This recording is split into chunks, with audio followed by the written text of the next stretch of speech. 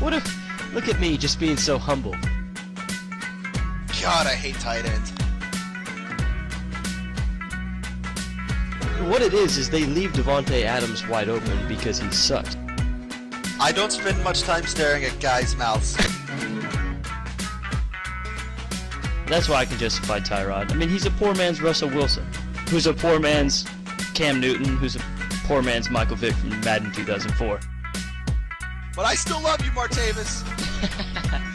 I'm so happy you missed the playoffs for so many reasons.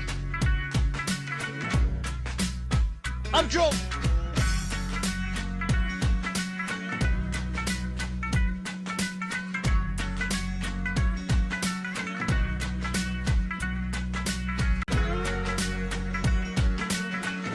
Is my mic high? Oh, yes! Hello, everyone, and welcome back. It is time once again for the Fantasy Football Apocalypse. Long pause there. I am Trent Scott, joined as always by Jeremy Scott. What's going on, everybody? Victory sombrero. Hi. Feels so good to be Not a back sombrero. on a train. I think it was, 2 decades worth of points that I beat you this week. I don't even know what that means. Just trying to make it sound as magnificent as possible. Trent, what do you got to say for yourself? I've got to say I'm still 4-2 against you this year. That's what I've got to say. Let's talk about all time if you want to bring up the past. All time, you're 0-2. Last week, how do you answer for yourself? Last week was a bad week. It just happened. There we go. It does happen. Something. And Eric Decker screwed me. You know, I thought Beasley would be the goose egg. That game went to overtime. He got 5 quarters to throw up a goose egg. Yep. What? And they played the Browns. Yep. The Browns. They don't even have Joe Hayden anymore. Nope, they don't. If you have Decker, drop him. It's time to go. It was a weird week, Trent. It was time like 3 weeks ago. Yeah. But people would just hold on. But it's completely time to go. So it was a Much weird like week. me and Terrell Pryor, who is now no longer even starting in Washington. Yeah, he's As pretty Josh much Dobson started with him last night. crazy. How did Dotson end? I didn't get to see his line.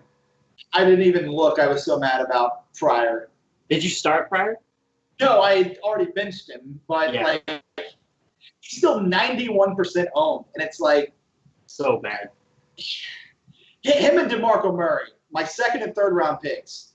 I was dead. Before the first game even started. There's just no way to overcome that. Right. You didn't have one bad draft pick early. You can't have 2 of your first 3 picks just be complete zeros. And that's what happened. What if you draft Andrew Luck and T.Y. Hilton and Jack Doyle, and the guy you played this week scores 84 points and you still lose? It's pretty bad. This guy. So anyway, fantasy's been a weird year, but I feel like I'm kind of coming into my own. Football's been a weird year. Yeah. Speaking of which, how about that Bears-Panthers game, man? Did you get to watch it?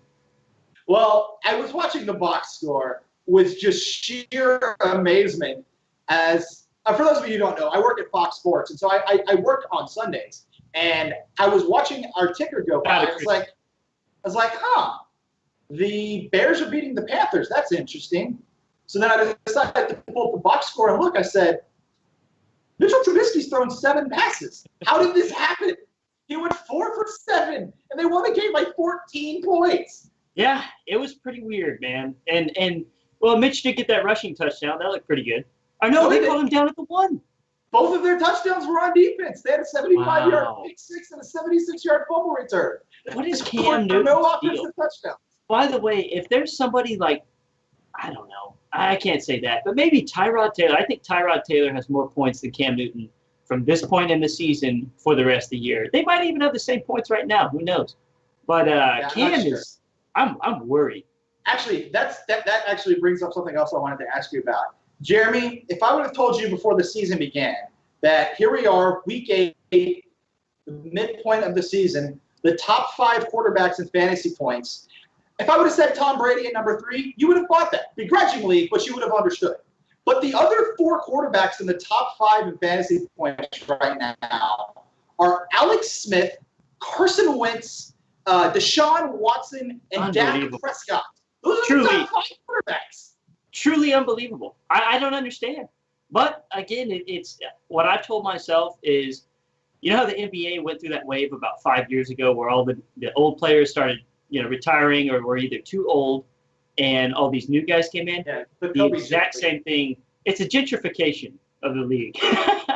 They're getting rid of basically all the old guys and, all the new guys coming in for Fournette, Hunt, freaking Wentz, all the guys you just named. They're really just kind of taking over. Guys like Big Ben sucks. Like, what is going on? He has all those weapons. I just think it's a new era. Although that whole Steelers thing really feels like it's about to explode with Martavis Bryant. One of the first loves of me on this show was Martavis Bryant 3 years ago. That was quite the experience. He's in the theme song. Yes. I still love you, Martavis. It sounded it's still true today. Pretty much exactly like that. Oh, I remember that episode. But we're not going to talk about past episodes anymore. We're going to move on and go over. We're going to talk about last week's episode. I stand corrected. So let's get into it, Jeremy. Let's go over our picks from last week. Who was your quarterback last week? My quarterback was Jared Goff. Yours was Tyrod. Tyrod was the guy I was going to pick. We both agreed that was a good pick. Trent kind of laughed at me when I said Goff, but I liked his matchup, and guess what? He went out there, and he looked good. Also, Cooper Kupp dropped a touchdown, so he could have had more points. Goff was a great start last week. Yeah, I was. You're right. I was wrong on that one. I ridiculed and mocked you last week when you picked Jared Goff, and he was good, just not as good as Tyrod Taylor, who edges him by 1 point. One of the I think 2 positions that I beat you at last week. I think I only beat you at 2 spots, but one of them was Tyrod Taylor, who, if Brad would put it up, Tyrod had 19 points last week as my quarterback. So then moving on to running backs, Jeremy, our running backs as a whole did not really do great, save for one of mine. But let's hear your first one. Very controversial. Very controversial for no reason whatsoever. I covered all my bases. We've been doing this for 3 years. I don't understand the sudden animosity. It's like a new manager taking over, trying to impose his will. Just let the system run. It's well-oiled. Anyway, I had Forte in. I should have left him. The guy got 13 points. I subbed in Chris Ivory because, like I said, keep an eye on that situation.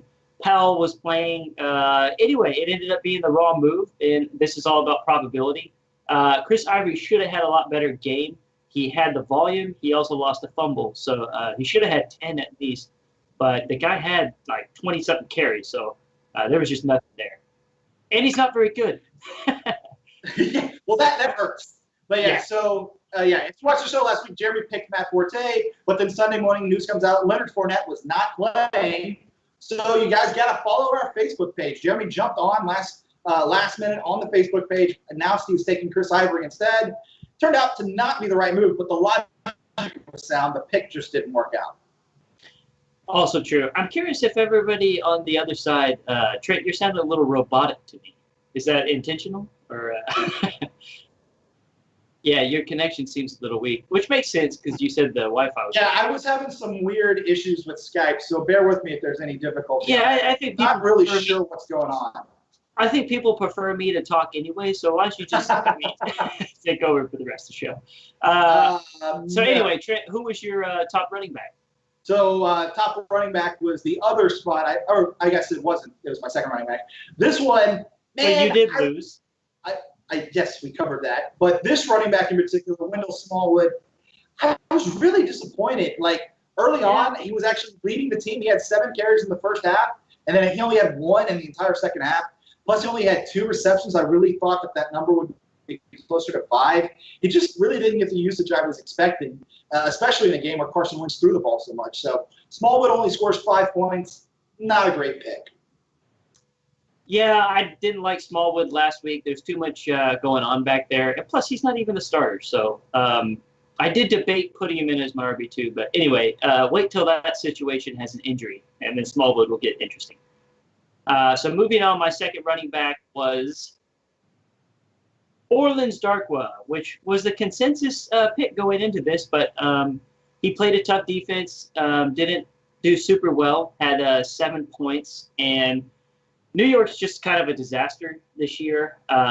It's still worth noting some matchups just because they have some potential, but Evan Ingram's really the only guy to own there. But keep an eye on Darkwa for sure. He's a matchup guy, and he's going to have some big games, but not last week.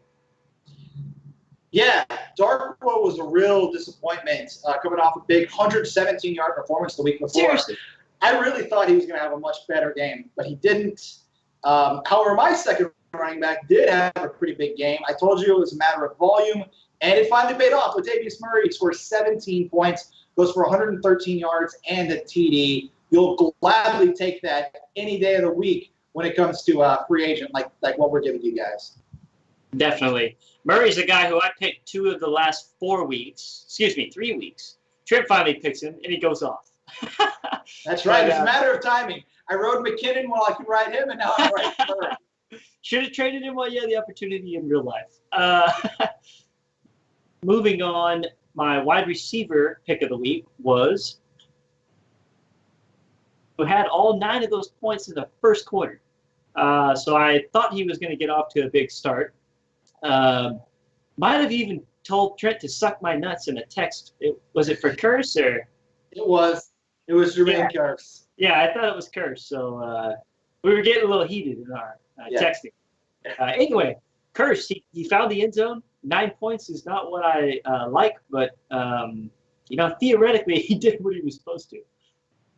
Yeah, like you said, and actually it was a spectacular catch he made on a touchdown also, and then just did nothing the rest of the game. Hey, here's something to keep note of, by the way. Miami let go of Byron today, so our secondary is going to be a little bit weak.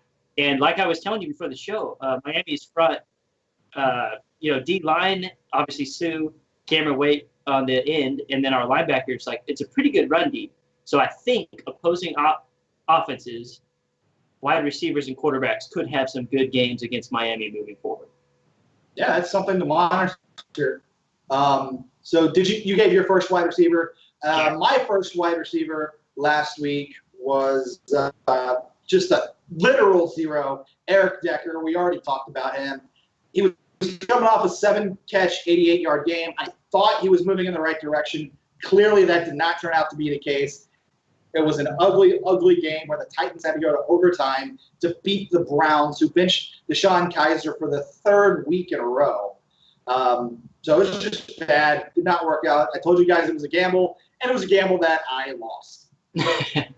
Yeah, not a good pick. Definitely was not the best wide receiving week for Trent. It gets worse. So well, it doesn't literally get worse. He had 0, but it was still pretty bad the next one. True. Yeah, and I remember saying, Beasley, don't pick that one. So same, I'm putting more research in now, getting a little rhythm with Solomon so I can focus on the show again. I should finish what do we do? Are we going to do 16 weeks, Trent? I think that is the plan, yeah. Because week 17 is just a total crapshoot. I mean, I think I'll go 8-1. Oh, you're going 8-1 the rest of the way. Wow. Yeah, and I'm pretty confident. So moving on, my second wide receiver. Chipotle burrito, man? I just have to win twice? Yeah. So my second wide receiver, which was Alan Hearns. I remember getting snickered at. I like this. This was a sexy pick. He had a good matchup. Hearns was due for a good game. I figured the Jaguars wouldn't dominate, and then especially with Fournette out, made me even more comfortable with it. But look, they still ran the ball a ton. They have to throw the ball at least at some time. And Marquise Lee is not that great. Love the Alan Hearns pick there. I even started him in a league this week. I put my money where my mouth is. Yeah, it worked out. 15 points. You're never going to complain about somebody scoring 15 points for you. I'm just amazed that Blake Bortles threw for 330 yards. That's a thing that actually happened. Hearns literally had 5 for $110. He might not do that again for the rest of the year. almost certainly won't. But it happened, so it worked out. Good pick. Right. Um, Next wide receiver. Yes. So my second wide receiver, we already talked about a little bit. Cole Beasley, just 3 points. Jeremy said he would score 0. So, you were wrong. He didn't score 0. He scored 3. So, just not good. Not good at all. And one of the problems is the Cowboys killed the 49ers by so many points. They beat them 40-10. They had such a big lead early that they didn't have to throw the ball in the second half. So it really hampered Cole Beasley's production. Tight ends, though, of course, Jeremy beats me at tight end every week as he refuses to look up from his phone, even when he's on camera. Producer didn't even warn me. My goodness. Tight end is my favorite pick. It's the peanut butter to my jelly, the honey to my bagel and butter. I get it right every week. Jack Doyle, I swear he had those 10 points in the halfway through the third and then through the fourth. But he did it. It was a bad tight end matchup week, and I got a great tight end for you this week. Well, we will see how that works out. Again, my tight end, I don't know what it is. I can't figure these guys out. I have quarterbacks do well. I have running backs do well. Last week, notwithstanding, I can normally find a decent wide receiver or two. I can't find a good tight end at all. So Zach Miller scores 4. We talked about the fact that the Bears won a game with 4 completions. So obviously none of their receivers did very well. Zach Miller has 4 points, giving me a total of 48. Jeremy, thoughts on Zach Miller? I picked him 2 weeks prior. I liked him. I didn't like him as much this week, but we had limited options, and we prefaced that. So I'll give you a little bit of slack there. But I don't like your tight end pick this week either. So I think I'm going to beat you again. It's just something about big, sweaty men running downfield that I understand. And if they're small and skinny and lanky, I mean, I just don't, So that's why you hated the Cole Beasley pick. Yeah, a little too white for me at wide receiver. Hey, is that racist? Well, let's quickly review our picks. Forgive my co-host. So quarterback position, Tyrod Taylor scores 19. Jared Goff, both really good point totals, 19 and 18. Like you should play either one of this guy. Tyrod scores 19. Running back 1, 8 for Ivory, 5 for Smallwood. Ivory edges out, but neither were great. RB2, Latavius Murray, 17, beats Stark was 7, so Murray was the best pick there. Wide receiver 1, Curse 9. I got this, Trent. Okay, you're gonna take all the picks? Jermaine Curse, Javon to the lame man.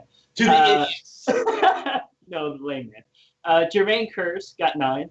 To Eric Decker 0, and Alan Hearns got 15 to Cole Beasley's 3, and Jack Doyle got 10 to Zach Miller's Quattro. A grand total of, it's got to be high. What do we got here? I know you went too fast because Brad wasn't ready. That's why I normally do this, because you don't know how to do it. So anyway, there you see the grand total. Oh, I was a total of 78. You're such a bad host. Stomping Trent Scott. What do you have to say for yourself? I have to say I'm still 4-2 against you this year. So let's see how this week. Let's see how this week goes, Jeremy. All right. Who's your quarterback this week? Oh, actually, wait. Before we do that, let's once again explain how these picks works. We always have new listeners and viewers. So you might be wondering, why are you guys picking Jack Doyle and Zach Miller? It's because with a fantasy football apocalypse, we're not going to tell you to play Gronk. You know you're supposed to play Gronk. We're here to find those apocalyptic picks. If you had Aaron Rodgers, if your guy's on a bye week, who do you turn to? That's where we come in. We pick players who are owned in 50% or less of all Yahoo leagues, which means they're probably available in your league, and that's how we come up with these picks. So with that in mind, Jeremy, who is your quarterback? You know, the show name always reminds me of the Book of Eli. I have no idea why and the background, but when I see that, Apocalypse. yeah, but it always reminds me of Denzel Washington somewhere walking in there blindly. It's Trevor Siemian. Trent picked him 2 weeks ago. I guess he had an okay game. Didn't do well the last week, but again, he had a bad matchup. This week he has a great matchup. He's going against the team that gives up the 4th most points against quarterbacks. I like Simeon, especially with limited options. Everyone is on bye this week. So it's pretty rough. But if you need a daily fantasy start for a cheap guy or you lost Carson Palmer, go grab Simeon this week. Yeah, there's just a real dearth of QBs available this week. Like even the fringe guys like Eli and Blake Bortles, even they're on bye. There's just so many guys that have either been hurt or on bye. Like Brett Hundley is on bye. So even if you wanted to say, oh, the Packers have a bunch of weapons, you can't even pick him. So it's a really bad week for quarterbacks. So as much as I don't think Trevor Simeon is a good pick, there's really no other options to really go from unless you really think Case Keenum's going to be good in London against the Browns. But I will tell you who I do think is a good pick at quarterback this week, and that is none other than Josh McCown, Sam Houston State's finest. Back-to-back weeks going over 20 points, threw 3 touchdowns last week. We talked about the spectacular one to Jermaine Kearse. But seriously, 44 points the last 2 weeks combined. He is on a roll. I know you guys think he sucks, he's a journeyman. All those things, they might be true, but it doesn't really matter if you're good in real life. I mean, we saw with Colin Kaepernick last year. He was bad in real football, but because of opportunity, he was good in fantasy football. And that's basically what we're seeing with Josh McCown this year. So they're playing against the Falcons, who is absolutely a defense that can be had. So I am rolling with my fellow Bearcat alumni. Let's go, Josh. Josh McCown. I've always been a fan. I like his hair. He just, for some reason, loves to gunsling the ball. He's going to throw whether they're up or down. It doesn't matter. He loves to throw to tight ends. He loves to throw to Jermaine Kearse. I guess I'm a closet Jets fan this year. I like McCown. So we'll add them to the list of the other teams you like, but I'm the bad one. So we're up to 4 teams Jeremy roots for. I won, but I'm the bandwagon fan. It's all the teams I cheer for aren't the best. That's the definition of bandwagon. Yeah, which apparently somewhere along the Vikings really suck at 5-2. They're so bad. So they're your favorite to win the Super Bowl? I didn't say that, but you said the teams you root for aren't good. The Vikings are Super Bowl teams who are going to win and do it that way. I've been a Vikings fan since my buddy worked for him for 3 years ago. If Teddy Bridgewater, he's going to be back in the next month or so. If he is anywhere close to the player he used to be, this is the kind of year that the Vikings could win the Super Bowl. Because they're really you like him over Bradford? I 100% like him over Bradford. The Vikings absolutely are a good enough team to win. If they can get their lineman back, their defense is and Stephon Diggs has been hurt. He's yet to come back 100%. But I'm telling you, Thielen too. Year that the Vikings could win the Super Bowl. Here's the thing: I'm not even going to give you credit because you're going to think this is like an original, organic idea that you're having right now. It's not. You're first. I've been saying the Vikings were way better, but my point is, Trent's going to be like, good. No, I'm asking you right now, who's your Super Bowl pick? That is really difficult. And as far as the Vikings are concerned, I'm specifically saying if Teddy Bridgewater comes back. That's the only way. That's the only way I'll be taking credit for this. You've also been saying Matt Moore for 3 years should be that quarterback. Had that game last week. 3 years. I said Matt Moore is better than Jay Cutler and Ryan Tannehill. I think what we've seen so far, you can't really say you might think I'm wrong. I didn't even finish my statement. I literally didn't even finish my statement. Okay, fair enough. You've been saying for 3 years, which proves true what you just said to defend yourself for something I hadn't even said yet, that Matt Moore is better than Ryan Tannehill and Cutler should be the guy. He finally got his shot, and now you're saying it. But Matt Moore had been the starter, got chances when Tannehill was injured, and didn't do super hot. He did last year. Word, my friend. So he did great last year when Tannehill got hurt. I don't mind making good calls, but what I like to do as well is point out the bad ones, acknowledge them. Our producer said we got to move around. Trent, I like to argue. All right, next pick. I'm going with Matt Forte. I should have left him last week. This would have been my 3rd pick in a row. Check Facebook Sunday morning to make sure he actually is picking Matt Forte. Yeah. I don't know why the guy's still available because he's good and he's still the starter. He's only owned in 38% of leagues. Pick up Matt Forte. He's got double digits the last 2 weeks, and when he has not been injured, he's gotten double digits every week but one, 3 or 4 weeks. Didn't play 2 weeks and then got injured. That's pretty legitimate in my opinion. Yeah, just a reminder that 1 week that he didn't have double digits was the other week that you picked him. And I made fun of him that week. I don't like him now. He got injured. That was he had 2 points because he got injured. He had 2 points. Then he missed the next. Dude, freaking Eric Decker played football. That's a terrible call. My guy got injured. Yeah, no, I understand. I'm just saying, when you're dealing with an old player, that is an increased likelihood to happen. Sure.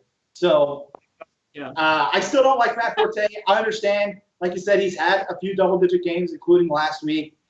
I don't really like the Jets' backfield because there's too much rotating with McGuire and Powell and Forte. So, yes, he certainly has shown flashes the old player, and he is the lead option, but I just think it's split too many ways.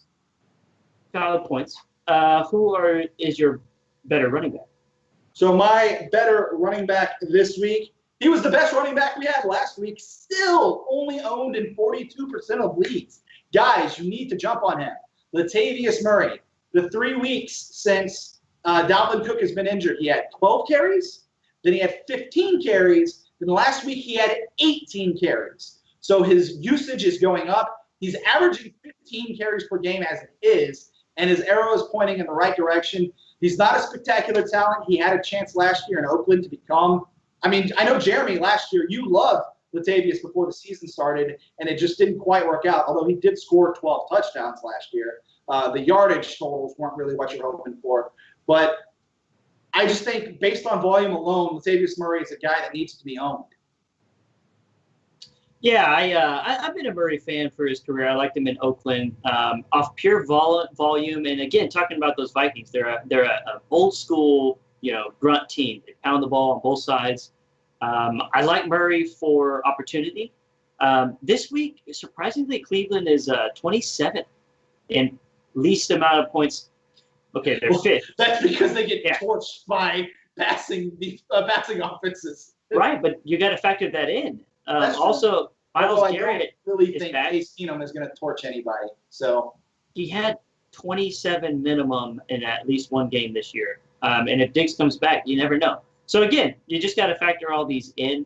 I think there are worse options out there. I actually think McKinnon is much better beneficiary out of that backfield this week. All right, moving on, Jeremy. Who is going to be your second running back? RB2, Theo Riddick. Theo is surprisingly actually below 50%, but it makes sense because the Lions were on bye last week, and they, people need to drop people. So they actually have a tough matchup against running backs, but Amir Abdullah sucks. So what Theo Riddick is and some carries. I think he gets double digits this week.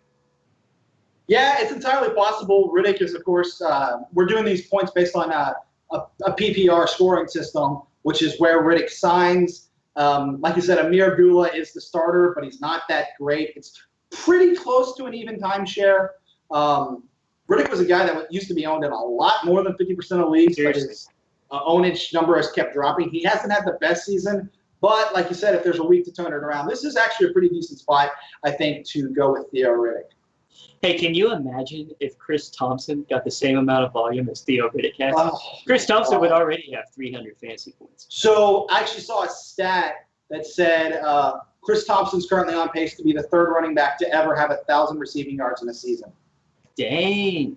Yeah. That's interesting. The last one to do it. What's the record? I don't know what the record number is. I just know the last one to do it was Marshall Faulk with The Greatest Show on Turf. Wow, I didn't realize he had 1,000. Yeah. That's legit. All right, Trent, who's your second running back? So my second running back this week is going to be another guy. This is purely based on volume. Alex Collins of the Baltimore Ravens. 5 games in a row, he's had at least 9 carries. And that number has actually been going up. He had 9 twice in a row. Then I believe he had 11. And in the last couple weeks, it's been 12 and then 13. And the thing is, he's had all those carries and he's yet to find the end zone. So like I said last week with Latavius Murray, if you're consistently getting 9, 10, 11 carries, the law of averages says you're going to score a touchdown at some point. So I'm literally just scratching a lottery ticket right here and saying this guy's had so many carries, he's due for a touchdown. So that's why I'm picking Alex Collins. Honestly, matchup, all that stuff, I'm not really concerned about. Again, this is purely a volume play that I'm going for. You know what this sounds like? A Cole Beasley or an Eric Decker type thing. I'm feeling less than 5 this week. Ooh. From Alex Collins. I don't think he has a good week at all. And is Terrence West back? I honestly don't know. And I'm pretty sure Woodhead, he's a guy I would start targeting if you're out there looking for people, but he's got to be coming back soon. Yeah, he got injured week 1, right? Mm-hmm. And then he got put on IR, so you have to be on IR for 8 weeks. So that means he can be back as soon as 2 weeks. I don't know how he's healing or anything, but the earliest he could be back is week 9. Interesting. I don't like Collins this week. Not really much else to say about it. Like Trent said, it's a flyer. I don't like Collins. All right, let's move on to wide receivers. Who do you like there? All right, some interesting picks. My wide receiver pick of the week, well, this is my number 2, but I guess it really doesn't matter. It does kind of for next week, because if your first guy gets more than mine. Just name the pick! Right. But Trent likes to tweak things any way he can. Yeah, I'm the one that's constantly trying to tweak things. Benny Fowler, ladies and gentlemen. Trent did not know who this man was. I really did not know who this was. He had 5 catches for, 40-something, 50-something last week. Not the greatest, but Emmanuel's 5 for how much? 45. 5 for 45, so 9 points, not the greatest. But he has a great matchup this week. They are, I believe, number 2 in points against given up for receivers. So I like that. Emmanuel Sanders is not playing. Check that Facebook Sunday morning, because if Emmanuel Sanders is playing, we're getting a substitution, my friends. Oh, but I think Benny Fowler has a good week. Again, he was my second, so it was a little thin. But I do like Benny Fowler this week. Double dipping with Trevor Siemian and Benny Fowler. Really, really don't like that. Like Jeremy said, I literally, when he said the name Benny Fowler, I had to ask what position does he play. I did not know who this human being was. I guess he is like the Broncos' 4th wide receiver, but he's playing right now because of the Emmanuel Sanders injury. Fowler, I'm not playing Benny Fowler under any circumstances in any league. Benny Fowler looks like a guy who wears this sombrero on the weekends. He looks like a guy who doesn't know what a sombrero is. Gotcha. I'll tell you who I do like this week, though, and Jeremy, you should like it too. How about Kenny Stills? Like we were talking about earlier, I appreciate Matt Moore. Last week, Jay Cutler gets injured. Matt Moore finally gets an opportunity to come in and play the second half, and Kenny Stills catches 2 touchdown passes from him in the second half, scores 26 points. Now, obviously, he's almost certainly not going to be that high again. As 26, that's a huge number. But I would not be surprised if he got around, let's say, the 15 points that we saw Jeremy get with Allen Hurns last week. I would not be surprised at all to see Kenny Stills in that neighborhood this week. Okay. I promise you, someday, somehow, some way, I will find the correlation between fantasy football performance and stocks and just draw charts, and people will be able to, predict things, technical patterns. Now, I say that because Kenny Stills has the worst matchup, the second worst matchup possible, right? The Ravens secondary is number 2. Now, I'm not like Trent. I'm not a sports liberal. I don't hide things when they're inconvenient for me. I point out something, and what Trent's pick will appear on the surface terrible, but I'm actually going to prove it to where I think it's a good pick. If you look at his game log, you look at the games where the Dolphins have played favorable wide receiver matchups. Kenny Stills has done poorly. Look at where he's played tough matchups. No, again, but the defense. No, I like where this is going. See where I'm going with this? I'll have something to add on to it when you make okay. it. So his chart as defenses looks like this. I guess it would have to be more like this. Defenses, but same with his points. His points go like that as well. So we're up here now playing the Ravens. I think Stills has another good game, man. And Parker may not play. I like it. Let me venture a theory as to why that his performance does go basically the opposite of how you would expect it to. He's technically the Dolphins' number 3 receiver. So opposing defenses lock in on Jarvis Landry and Devontae Parker. So if it's a good defense, they shut those 2 guys down. And obviously it's impossible to totally shut out an entire NFL offense. So if it's a good defense, they lock down the top 2 receivers. That's when Kenny Stills explodes. So I actually think that that's a pretty decent theory. Although I do want to address something you just said because it's kind of funny. You called me a sports liberal and then agreed with my pick. So does that make you a liberal? Yeah. No. What I was saying is. No. Because you know that's not what I said. You always do that in another liberal tactic. All right. Seriously, let's move on though. Who is going to be? You know what I was saying though, right? Acknowledge it. So I know. Don't know what you're saying. What were you saying? No. What I was saying is, in a way, I could have ripped that pick. I used my same tactics to justify my own, to justify yours, even though it's not my benefit. Liberals don't do that. Trent doesn't ever. Actually, liberals are all about benefiting everyone, so that's exactly what I was told. So let's hear what your next wide receiver is, Jeremy. The Muslim himself, Mohamed Sanu. I don't know if he's Muslim or not. I just like his name. Mohamed Sanu, he has double digits in a lot of weeks. He's the number 2 guy. They throw it a lot, so I'm going with Sanu. He's actually my pick of the week. I think Sanu has double digits, and if he gets in the end zone, he's pushing 20 this week. And excuse my politically correct colleagues, but I can't even say Muslim off the air. Producer Brad, can I have a one shot, please? Just a solo shot real quick. Please. The opinions expressed by Jeremy Scott do not reflect the producer or co-host of this program. So anyway, moving on, my second wide receiver this week is going to be, actually, I don't even remember. Jeremy's got me all thrown off. Oh, so you double dipped with the Broncos. I'm double dipping with the Jets, Jets. Apparently your new favorite team, so you should love this pick. Robbie Anderson.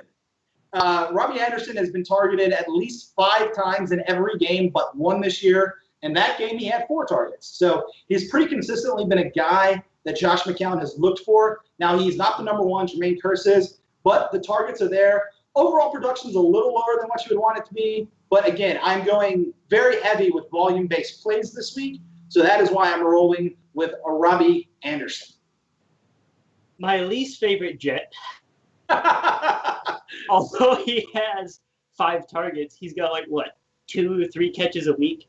So either he drops balls or the targets are just overthrown deep balls. So again, he could hit on one, and he has. But I am not a Robbie Anderson guy, aside from his hair. I'm not gay, but I like Robbie Anderson's hair. It's very interesting coming out of the bottom of his helmet. It's nice. I don't like him. Moving on to tight ends, we got to wrap it up. We're getting close to 8-10. My tight end of the week, almost guaranteed to beat Trent, is Jared Cook, who him and Derek Carr have a bond, but not only that, he has a green matchup, a very favorable matchup against tight ends. And go ahead, I dare you to go look at his game log with Derek Carr. It's double digits every single week. That could be fake news because it might not be every single week, but I'm pretty sure it's every single week. Liberal, confirmed. Hashtag confirmed. What do I know about tight ends? I'm not even going to argue anymore. I'm just going to present my pick and move on. My pick is going to be Jack Doyle. He's had 28 points the last 2 weeks. Jacoby Brissett is getting assaulted by the offensive line, so he's going to have to get the ball out quick and work the middle of the field. That's where Jack Doyle comes in. And so I am rolling with Jack Doyle, who will inevitably score 3 points. Okay, it was fake news. 3 of no. 1, 2, 3. He's played 4 games with Carr, and one of them was single digits. The other ones were 10, 14, and 16. So not bad. Jeremy, this is the part of the show where I normally ask if you have any words of wisdom for our listeners. I think it has been thoroughly proven over the course of the last 40 minutes that you have none to offer. So I'm ready to wrap Jeremy's 75% of thoughts. games. I'm not even going to call it words of wisdom. Do you have any parting thoughts, Jeremy? My parting inferences that I'll throw on you guys. Target Woodhead. Not going to say that. We'll talk about it after the show. Go with Such a Woodhead. child. I like him. This is entertainment, isn't it? That really depends on your perspective. Go after Tyrod Taylor, pick him up. Otherwise, just play the matchup game. I mean, there's plenty of guys out there. If you lost Palmer, you're pretty much screwed. Well, yeah, Tyrod's a guy who we have been picking a lot. He's now over the 50% threshold. That's why he didn't get picked this week. Correct. He's at 58% owned, or one of us certainly would have picked him. Yeah, and my boy, I never picked him, but I got to give a shout out to Austin ASJ Safarian Jenkins. I technically picked him, but never committed to it. I couldn't triple dip, man. I picked McCown and Curse. No one's ever triple dipped before. Couldn't do it. He's now 73% owned. So again, a lot of the guys we picked at the beginning of the show, you go back and look at them, they're no longer available. We know what we're talking about. We'll help you win some money and hopefully some games during the weeks. Alrighty, I think that does it.